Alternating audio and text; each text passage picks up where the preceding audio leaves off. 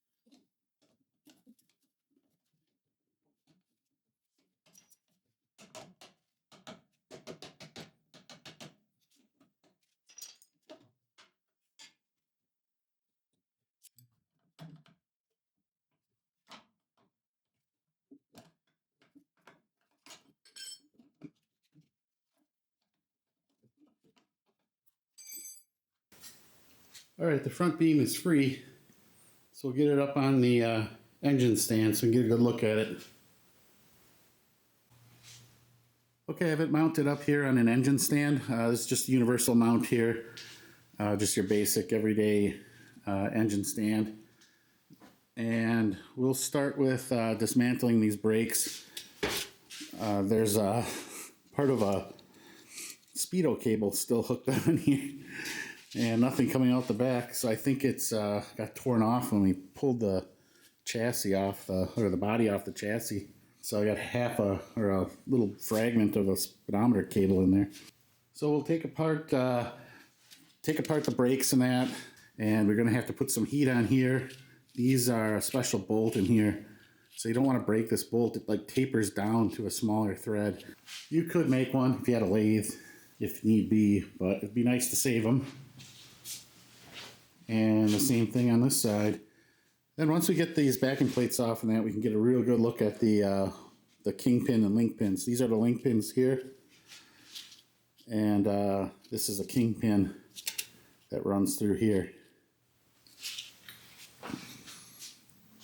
So I'll start tackling the brakes first.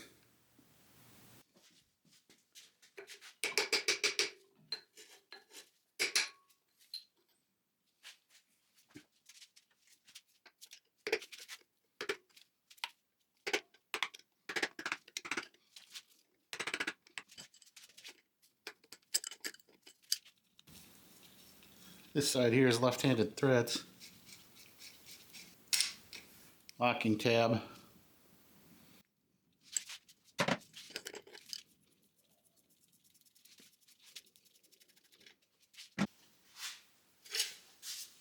Oh, brake line. Try to get that speedo cable out. That did it. So it's just a little end of it. Take out the outer wheel bearings. Thrust washer.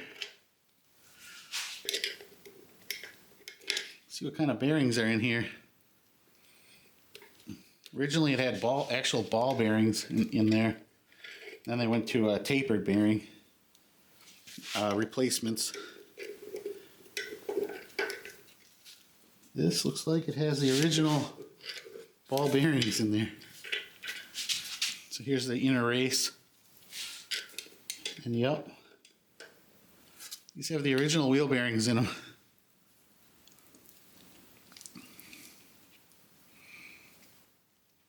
Later replacements went to a roller bearing, a little better lateral support.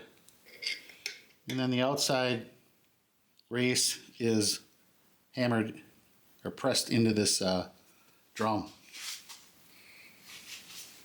This car must have had real low miles on it or something, or the maintenance was done and it was parked. It was parked a long time, so that could explain it.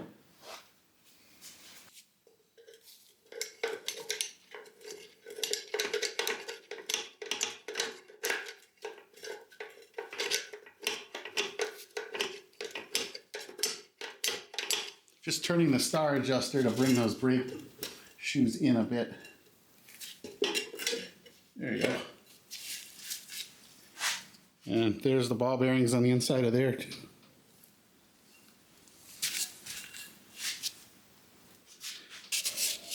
Drums are in good shape. It's not a big ridge here.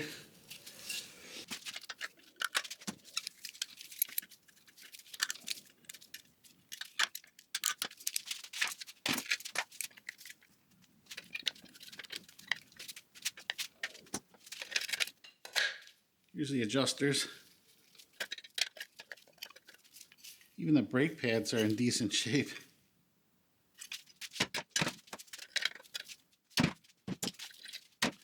Take off the master cylinder, two 10mm bolts behind it.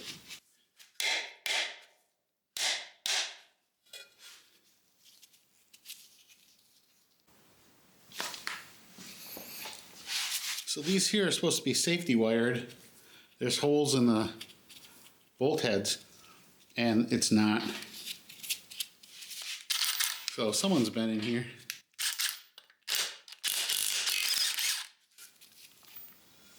See a hole right there for the safety wire.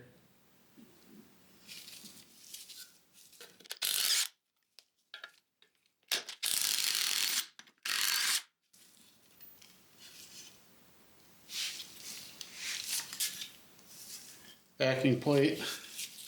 There should be a lockdown tab on top here to hold those star adjusters. And I have replacements of those. You just have to spot weld it on here. Those break pretty easy.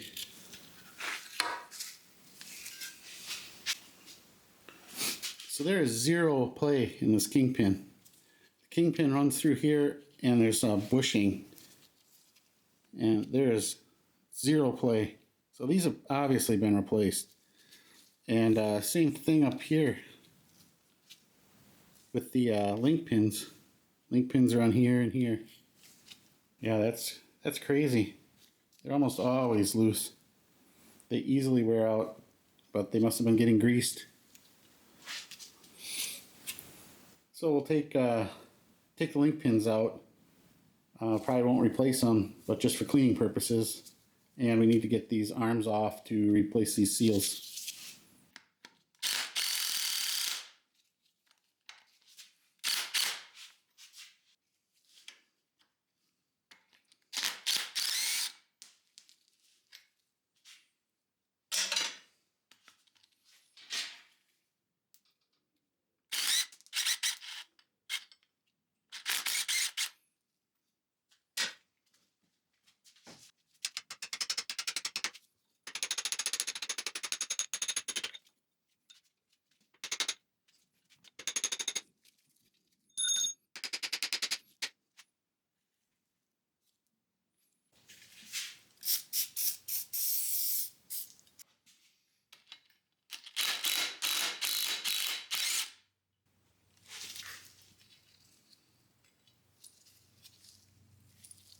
So this top bolt here, I'm just going to hit with some MAP gas first and see if that'll break it loose.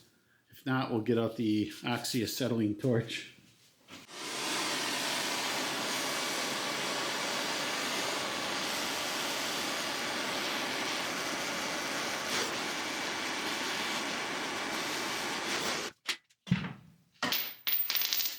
See if that's enough. I don't have high hopes. I'm just going to use a small impact. This probably won't break the bolt. So if it doesn't come off with this, we'll have to go with the oxyacetylene.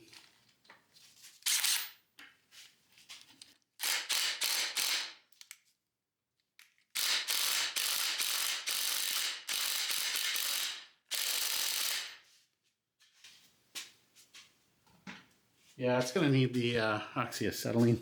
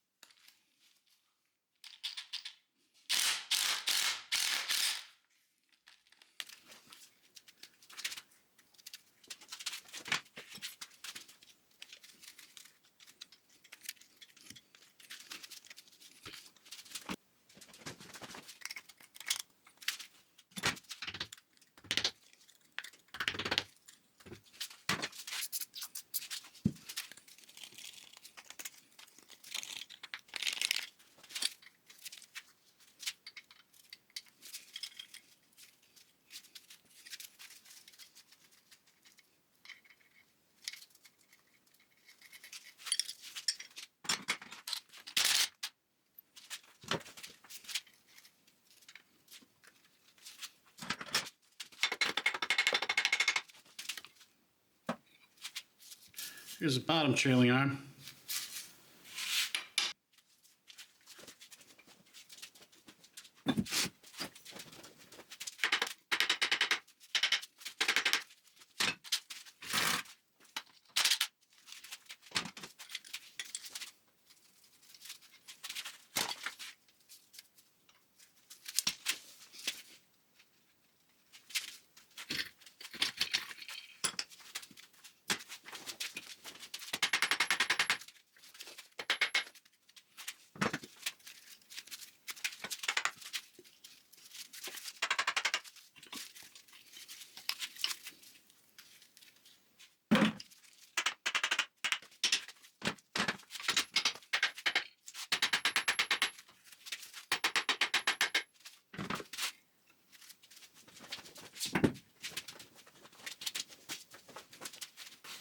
So we're going to go ahead and pull the torsion bar out now.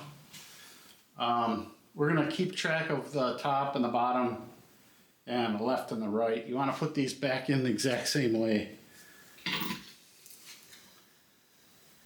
And yeah, a lot of junk in there. Good thing we're cleaning this out. And these are a bunch of leaves stacked, and it's just welded on the end.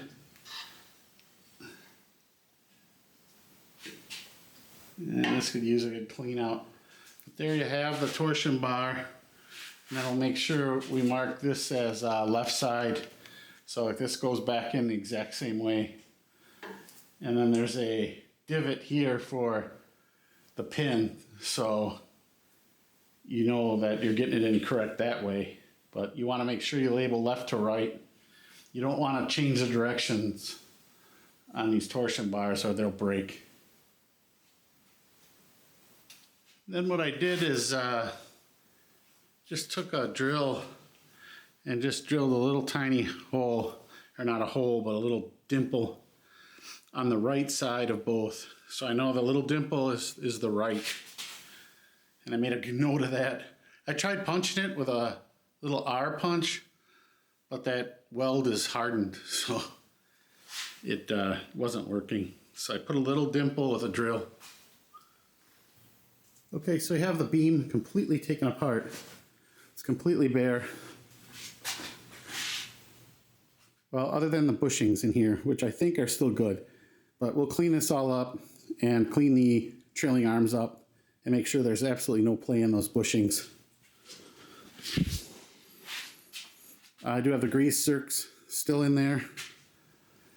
I'll take those out and we'll probably go over this with a sandblaster quick. Just real lightly. What I'm gonna do is put Por 15 on this. That's so really durable. It's like the next best thing to powder coating. We'll hit it with a sandblaster just to get all the rust off of it. And if there's a little bit of rust, that's fine. That Por 15 can go over it. But you just want to get kind of a once over.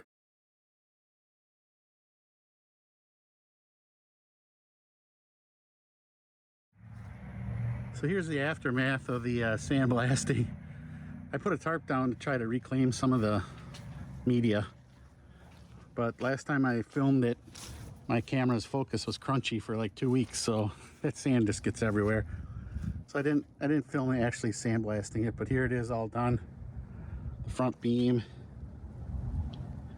and the 2 backing plates.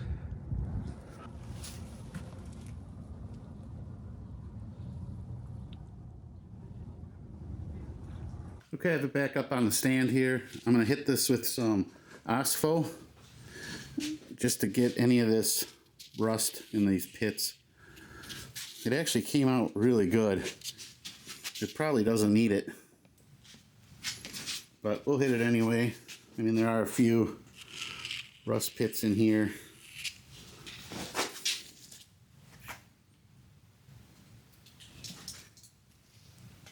But it came out pretty well. But we'll put some Ospho in a spray bottle and hit it quick. Here's what I use.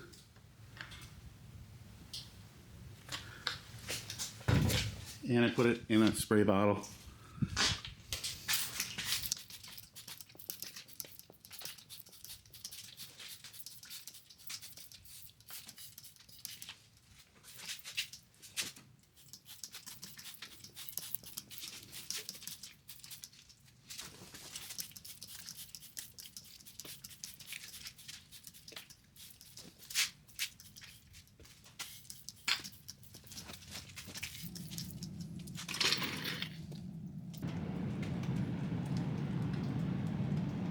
So we'll let that work for a while.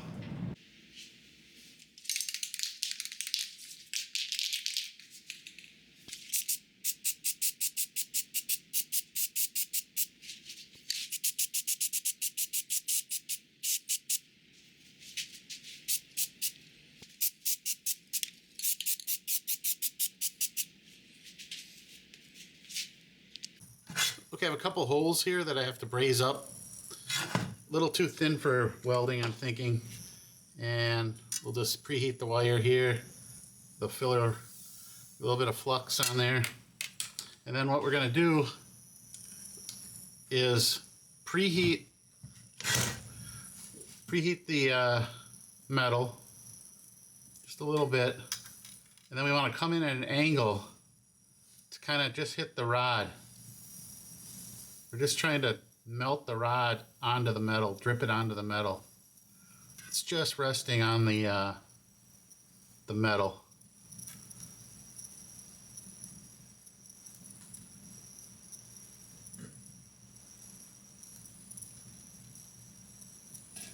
Just slowly try to fill the hole.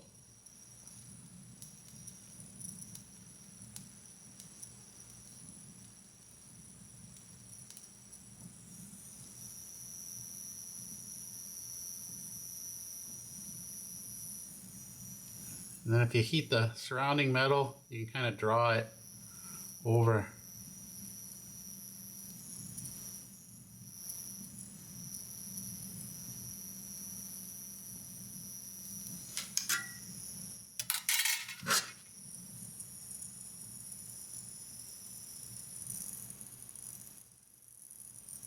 Kind of use gravity to your advantage.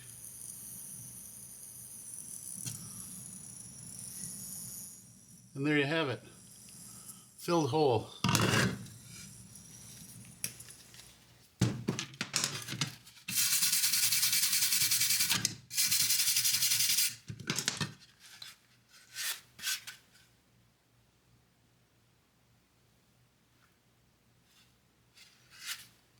So it's good to go. Flowed all the way through, locked it in place.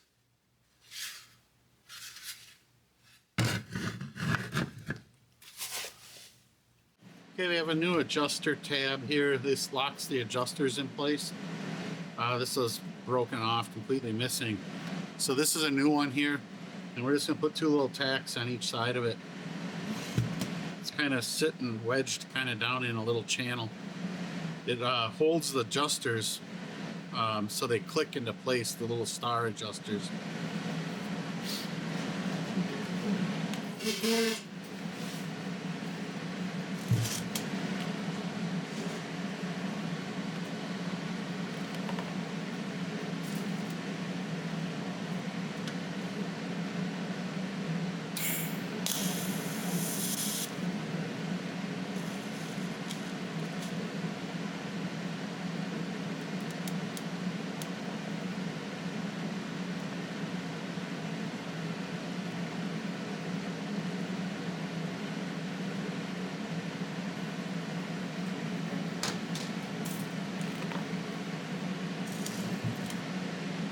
Tack on one side. I'll tack this side here.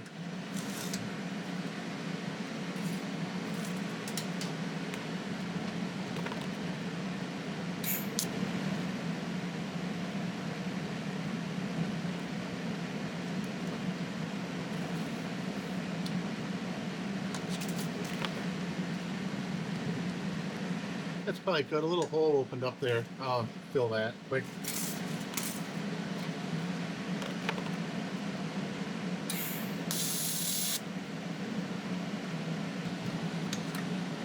There we have two little tacks there. I'll hold it in place.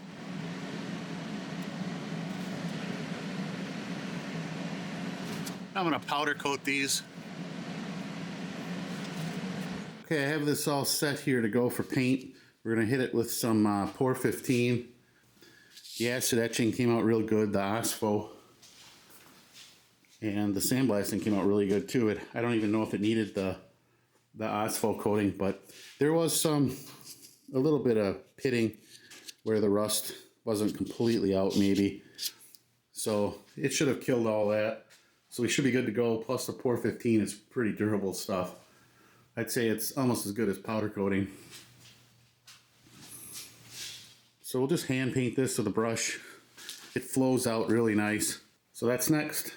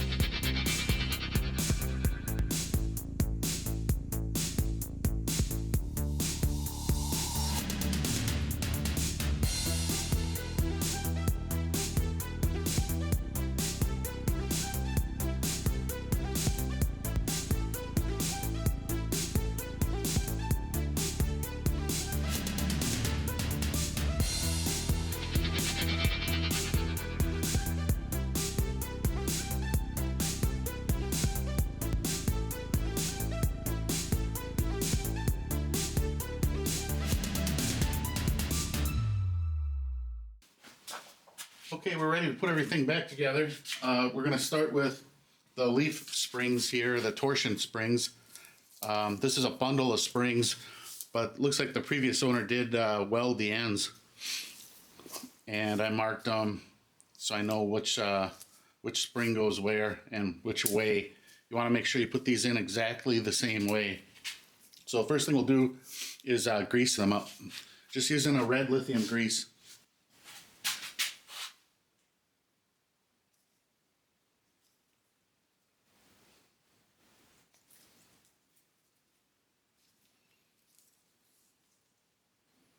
These have been cleaned really good in a parts washer, and also went through it with about a can of brake clean, so they're super clean. If your torsion leaves are not welded together like this, or if you don't want to weld them, because you're taking a little bit of a chance, because this is a spring basically, so you don't want to change the properties of the spring with the welding heat. So you got to be pretty careful. You don't want to get this too hot. You can just use some zip ties to bundle this together.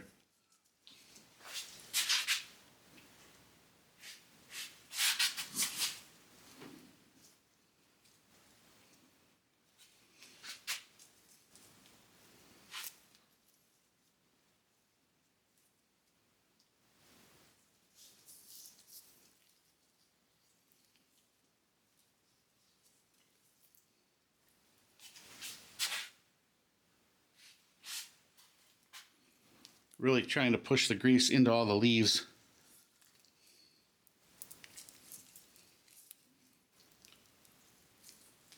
So it should be good to go.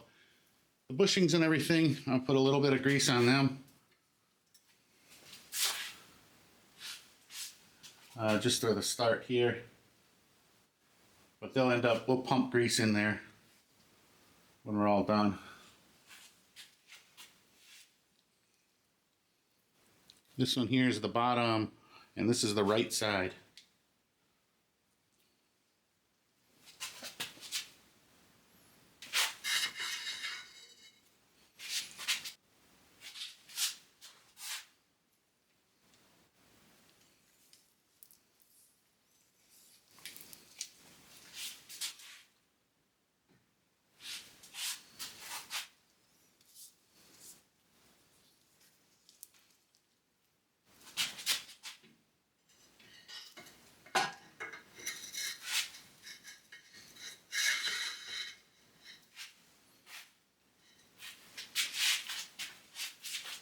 Now with the torsion bars in, you need to lock down the middle here.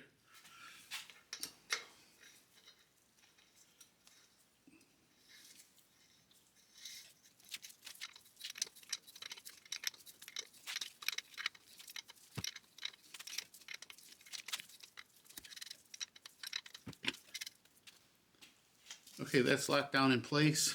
We'll lock down the bottom one too.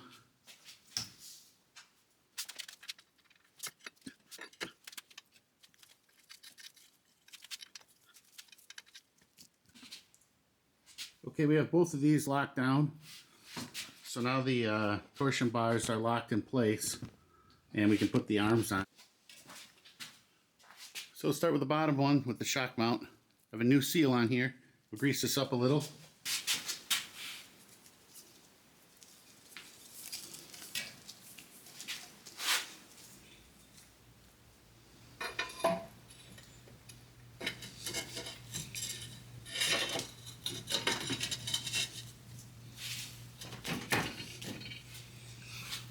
And the top one's a little tricky because of the stop.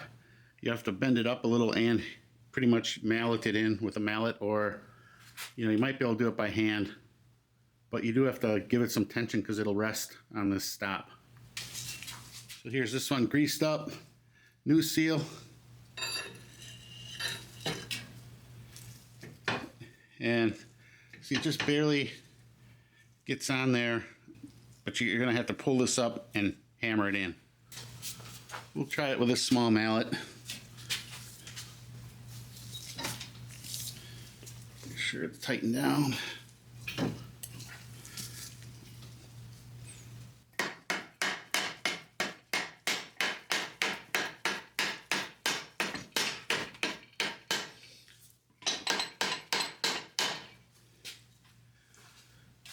And there you go, that just rests on here. There's a rubber bumper that goes on here, but we'll put that on when we have it on the car, because the weight of the car will bring these arms up, and then there's room to hammer the rubber stop onto that. We'll get this bottom one flush also. It needs to get hammered a little with the mallet, and we'll put the bolts in.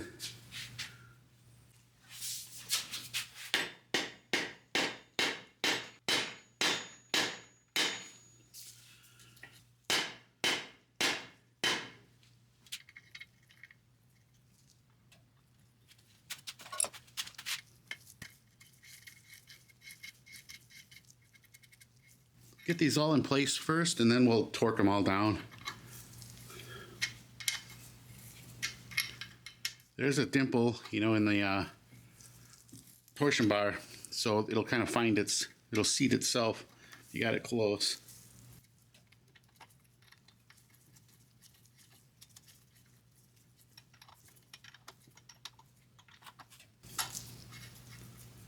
All right, so that's good for now. Spin it around and do the other side.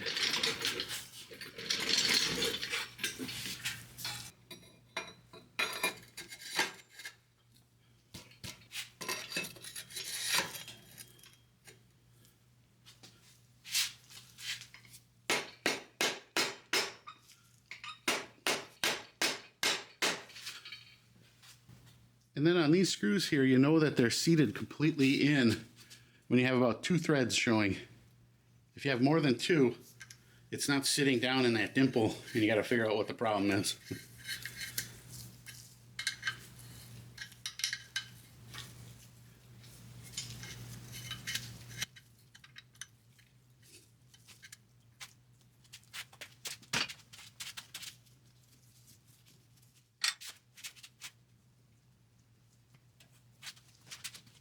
Okay, so the torque spec on both the bolt and the nut is 29 to 36 foot-pounds, according to the manual. So we'll put it in at 32.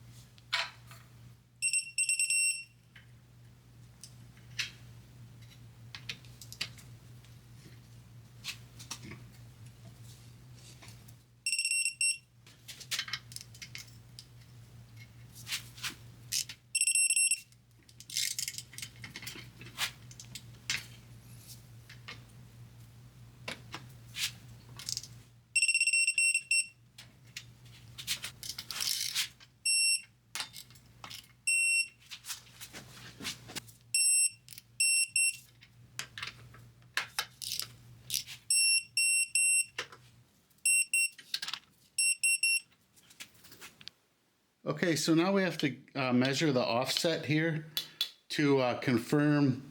When we took this off, there was 5 and 5 shims on the outside and 5 shims on the inside.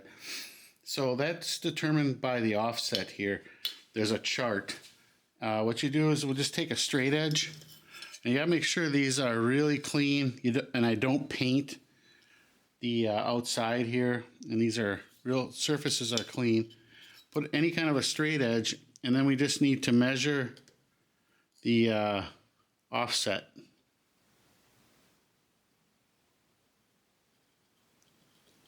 And it's right there. So 6.94, so that's basically 7. Just round it to the nearest millimeter. And then we go over to the chart. If you look at this chart, we'll go down to 7, and it's showing upper and lower 5 and 5. So that's what, that was correct. It's confirmed by when we took it apart. So I'll put 5 and 5 equal shims on all of them.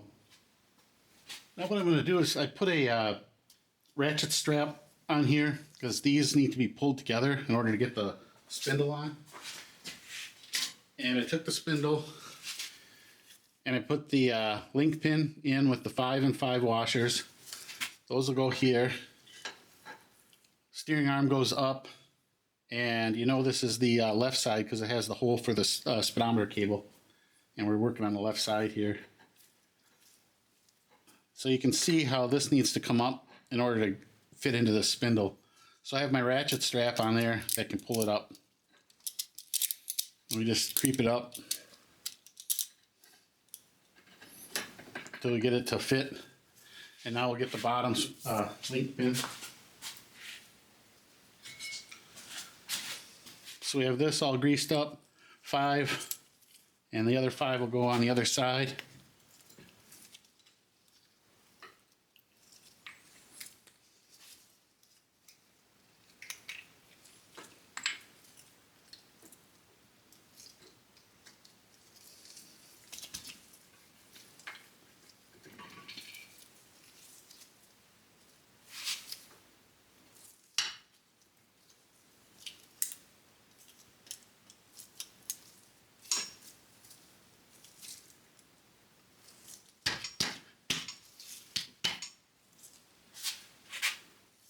Kind of between notches on the ratchet strap, so you just got to give it a little, got it to work. And you want to make sure these shims are sitting down, and this is flush here. This one's sitting up.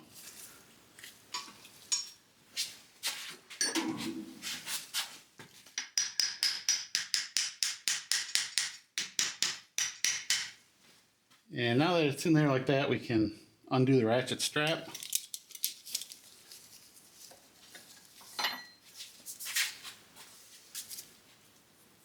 And now we need to put the bolts in the back.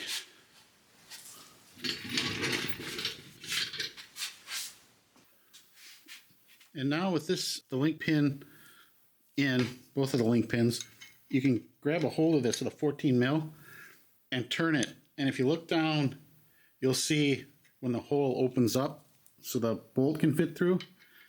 So we'll put the bolt through, and then we'll just get a nut started on there. kind of hand tighten it. And now you can, when you adjust this, when you turn this, see it pulls the link pin in. So you want to pull it in, you know, snug it up to really close everything up, and then just back it off a little tiny bit.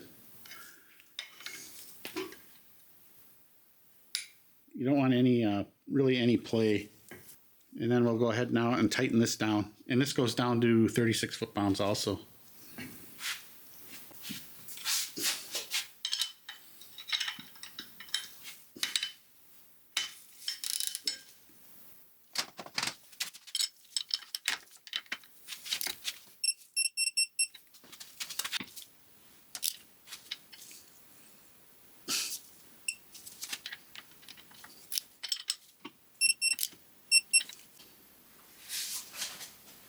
Now we're going to put all the grease fittings in.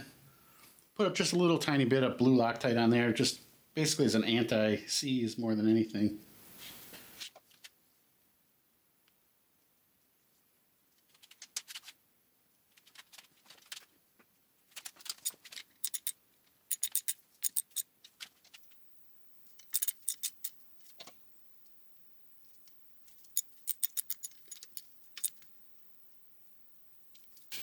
And now we'll just repeat that with this side.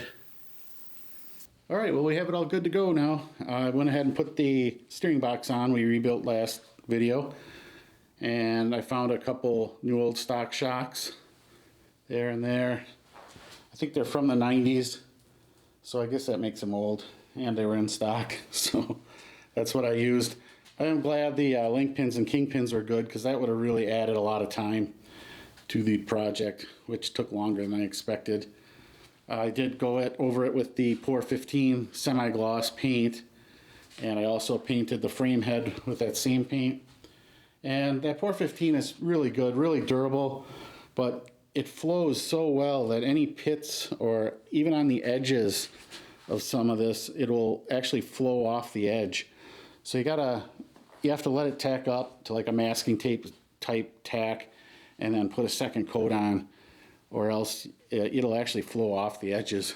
That's one thing I don't like about it, but it's just so durable. But if you have any other suggestions, I do have to tackle these floors next. I have some patch panels for those here. I'm just going to patch these. The middles are really good. It's just kind of in this section here where the floor mats were, the battery, of course. But just kind of, the floor mats hold the water in. If they leave the window open, it rains. It just soaks in the floor mats and it rots the middle of the pan out. And all the rest is good. I like to keep the original VW seat rails. Those just work so much better than the aftermarket ones. And they're just sturdier.